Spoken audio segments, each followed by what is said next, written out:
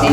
Dalam perspektif yang saya miliki ketika kita bicara mengenai pembicara profesional, paling tidak pembicara profesional itu punya 6 indikator yang disebut dengan ASKERA.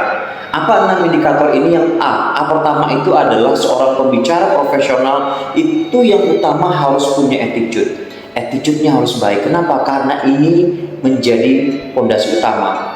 Bahkan kita sering mendengar ya, attitude is everything. Attitude itu adalah segalanya.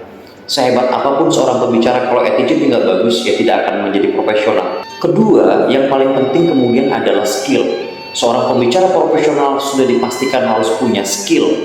Skill ini berhubungan dengan apa? Kompetensi. Dia punya skill, dia mampu melakukan, dia punya keterampilan yang dilatih terus-menerus. Kemudian, seorang pembicara harus punya knowledge, pengetahuan.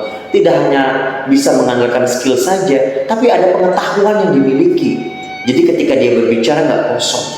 Kemudian indikator yang keempat apa? Indikator yang keempat adalah seorang pembicara profesional harus punya yang namanya experience. Dia punya pengalaman.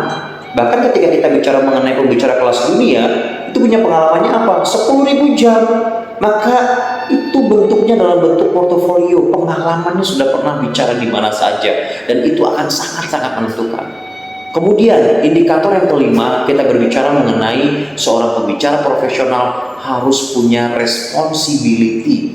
Dia punya rasa tanggung jawab yang besar. Jadi kalau kita bicara mengenai disiplin, kemudian dia taat waktu, taat aturan, punya tanggung jawab kepada masyarakat, kepada audiensnya. Dan indikator yang terakhir itu adalah accountability. Dapat dipertanggungjawabkan. Apa yang disampaikan itu dapat dipertanggungjawabkan.